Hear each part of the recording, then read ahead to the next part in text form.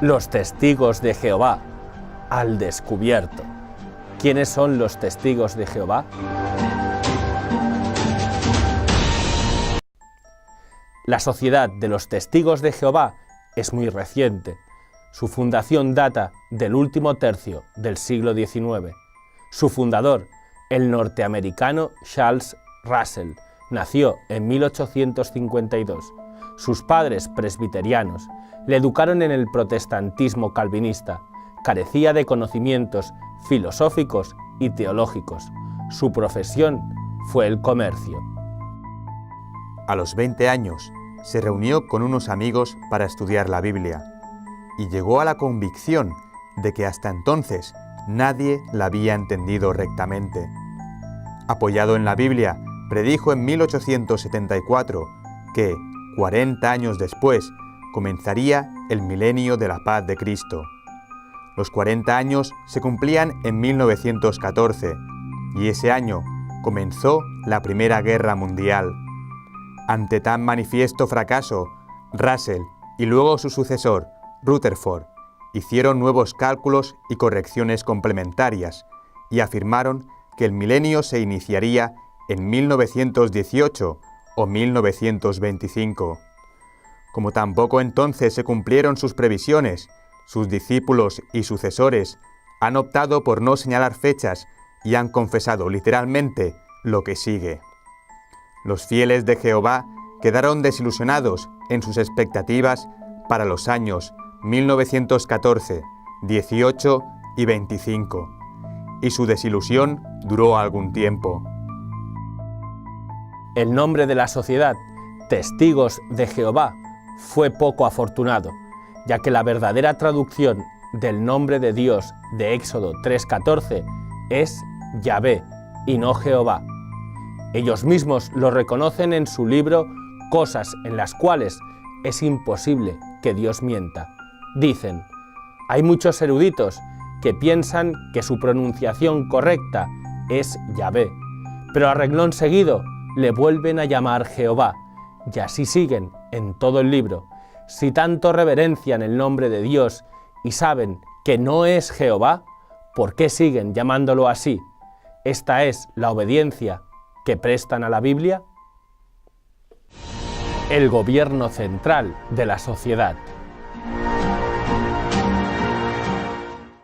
En la actualidad, la Sociedad de los Testigos tiene una vastísima organización. La sede central está en Warwick, Nueva York, y tiene otras sedes en Paterson, donde se preparan todas sus publicaciones, y otra en Wallkill, donde se imprimen Biblias y publicaciones bíblicas. El fundador, Charles Russell, presidió hasta su muerte en 1916 esta secta. En la actualidad es dirigida por un cuerpo gobernante desde su sede principal en Warwick, según afirman sus publicaciones oficiales.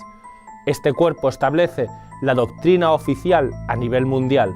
Junto a ellos trabaja un equipo de dirigentes escrupulosamente seleccionados.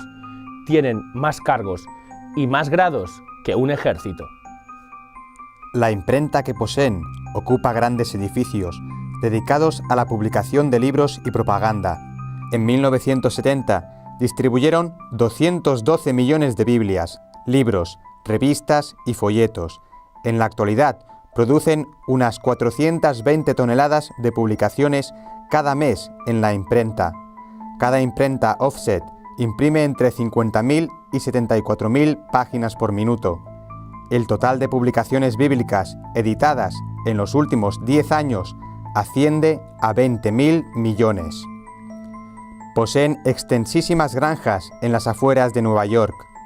En la actualidad, tienen miles de personas trabajando en sus oficinas. La mayoría son solteros. A los casados se les prohíbe tener hijos durante el tiempo que permanecen al servicio de la sociedad. Ley inhumana, contraria a la naturaleza y a las leyes de Jehová, en quien dicen creer. Si allí una pareja de jóvenes se enamora, no se les permite casarse. Si en algún caso se lo permiten, es a condición de no tener hijos. Y si los tienen, son expulsados. ¿Y son los testigos los que lanzan diatribas contra el celibato católico? El dinero en juego. El capital invertido en ese gran imperio neoyorquino, solo ellos lo saben. Cada año la sociedad Watchtower publica en su principal revista, La Atalaya, una especie de inventario de toda la obra ministerial en el mundo. En ese inventario se especifican datos de todos los países en los que llega la obra, tales como la población del país, el número de testigos de Jehová y su porcentaje correspondiente, número de estudios de libro, número de horas predicadas, pero nunca, insisto, nunca se ven datos sobre los resultados económicos de la sociedad. Según un cálculo aproximado, los sueldos y manutención de los miles de empleados de Woolwich, Patterson y Walking importa millones de dólares anuales. El sostener la totalidad de las actividades que allí se desarrollan supone muchos miles de millones. ¿De dónde sale ese dinero? Del ejército de incautos seguidores que tienen por todo el mundo. Para hacernos una idea de su capital, podemos coger como ejemplo un episodio que sucedió en Francia, donde el gobierno reclamó el impuesto de las donaciones que recibieron en 3 años por parte de 250.000 miembros de ese país. El porcentaje era del 60% de las donaciones, y la cifra se elevaba hasta los 25 millones de dólares. Es decir, que el total de las donaciones era de 41,6 millones de dólares en 3 años, casi 14 millones al año por parte de 250.000 miembros. Según sus datos oficiales, actualmente rondan los 8 millones y medio de miembros en todo el mundo. Hagan ustedes mismos el cálculo. Ellos creen que dan su dinero a Dios y a su obra, mas lo que hacen es enriquecer a esa organización que tiene un gran porcentaje de su capital invertido en los Estados Unidos de América. Torre de control. De tal se puede calificar la sede de Woolwich, ya que desde allí se dirigen todas las actividades de la sociedad. Los potentes tentáculos del gran pulpo neoyorquino se extienden por toda la tierra, atrapando a los inocentes y envolviendo a los incautos. Según sus cifras mundiales, tienen presencia en 240 países y territorios. Su número de adeptos está cerca de los 8 millones y medio, con un número de más de 120.000 congregaciones que han impartido más de 10 millones de cursos bíblicos. Tienen sucursales nacionales y congregaciones locales. Estas han de hacer un informe mensual y remitirlo a Woolwich cada mes. Contiene múltiples datos sobre la marcha de la sociedad y la posible conquista de adeptos. Ya lo sabe usted, si ha sido visitado en este mes por los testigos, en el informe que manden por correo irá el nombre de su calle, el número de su casa, el día y la hora de la visita, cuál fue su reacción, si compró algún libro, etc. En el archivo de Woolwich será usted un número más. La Biblia como pantalla. En sus reuniones estudian y leen La Atalaya y Despertad, revistas oficiales que recogen lecciones escritas o autorizadas por el cuerpo gobernante de la sociedad. Con una tirada de 42 millones por número, La Atalaya es la revista de mayor distribución en el planeta. La segunda es Despertad, de la cual se imprimen 41 millones de ejemplares. Ambas son editadas por los Testigos de Jehová y están disponibles en 236 países y territorios. En sus reuniones no se estudia ni el Antiguo ni el Nuevo Testamento, a través de los cuales habla Dios. La Biblia, en sus cultos, no es más que un pretexto. El testigo de Jehová, que no investiga, que no lee ni piensa, jamás llega a advertir que es un autómata controlado, gobernado y dirigido por los jefes de Woolwich. Lo dicho no es sino un sumarísimo resumen de esta sociedad, que tiene adeptos en muchas naciones y cuyos emisarios han llamado ya a la puerta de su casa o no tardarán en llamar. Si quiere conocerlos mejor, sigamos adelante. Su táctica propagandística. Son inconfundibles. Ordinariamente van de 2 en 2, bien preparados, con su cartera repleta de libros, folletos y hojas de propaganda. Según ellos, ni el Papa, ni los obispos, ni los sacerdotes de la Iglesia Católica, ni los ministros de ninguna otra confesión cristiana entienden debidamente la Biblia. Solo ellos la entienden rectamente y se lanzan por calles y plazas y casas a explicarla. Ha habido alguna casa a la que, a pesar de las negativas del dueño, han vuelto 3 veces en el mismo día. Antes de lanzarlos a esta campaña, los amaestran cuidadosamente en el arte de captarse el interés y la atención de los visitados. Y si estos, como es frecuente, se niegan a oírlos, los testigos apelan muy serios a la caridad y educación con que debemos tratarlos, pero olvidan que la educación obliga por igual al visitado y al visitante, y que si las propuestas de cualquier género, no son aceptadas, lo correcto y educado es marcharse y no insistir. Y si el visitante se empeña en hacerse oír y replica e insiste, el visitado tiene perfecto derecho a cerrarle la puerta, y no por eso falta la educación. Ha habido alguna casa cuyos moradores han tenido que poner a la puerta este letrero: soy católico, por favor, no moleste. Su aversión a la Iglesia Católica. En sus libros, folletos y revistas, cuajados de citas bíblicas, muchas veces arbitrariamente aplicadas, atacan frecuentemente a la Iglesia Católica, a sus ministros e instituciones. Jesús dice en el Evangelio: no juzguéis y no seréis juzgados, no condenéis y no seréis condenados. Y también: el que dijere necio será reo ante el Sanedrín, y el que dijere loco será reo de la gehenna de fuego. Pues bien, los testigos que se precian de lectores asiduos de la Biblia, cumplidores exactos de la misma, citan a su tribunal a las confesiones cristianas y sus ministros, principalmente a la Iglesia Católica, y las juzgan y condenan con sentencia que parece inapelable.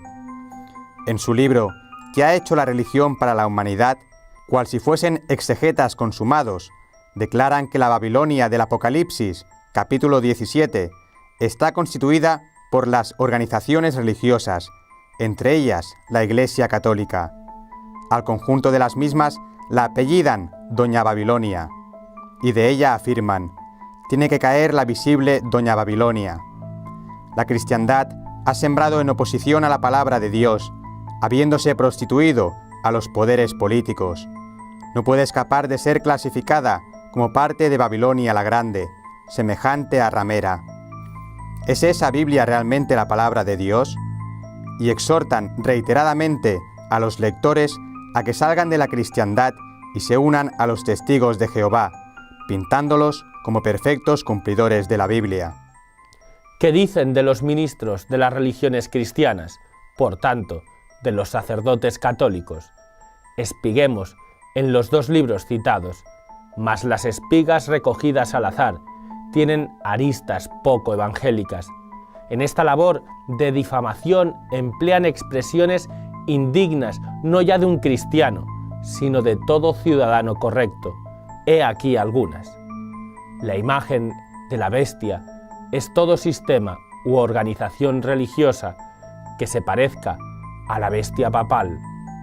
Por otro lado, afirman: como un sistema colectivo y organizado de religión, sus clérigos son la personificación de la desobediencia a Jehová Dios. Ellos forman un hombre de iniquidad.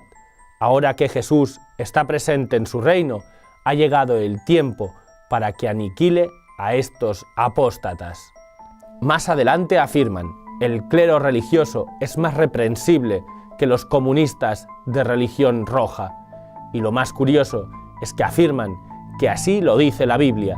¿Recuerda usted haberlo leído? Y también, personificación de la desobediencia a Jehová Dios. Forman un hombre de iniquidad, clero apóstata, dioses clericales. Algunas afirmaciones bordean la calumnia, como estas, tomadas del libro ya citado, asumiendo para sí los títulos de reverendo, de divino y hasta de vicedios para el Papa. ¿Ha leído usted en algún libro católico o ha oído dar al Papa semejantes títulos de divino y vicedios? Hay en sus libros algunos otros calificativos que nos resistimos a transmitirles.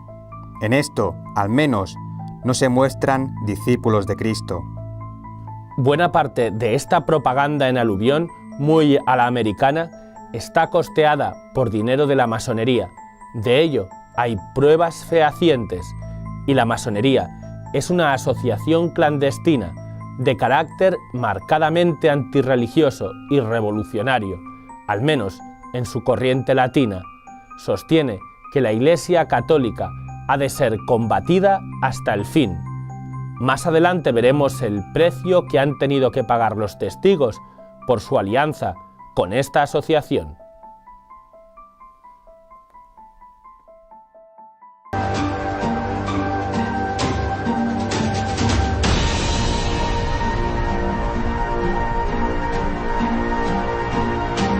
La petición que nos hizo Jesús antes de subir al cielo, y te preguntarás por todo el mundo, ¿es posible? ¿Lo dijo por mí? La respuesta es sí. Evangelizar es hacer vida al Evangelio y compartirlo en todo el mundo familiar, social y laboral. Cristo necesita de ti para esta labor.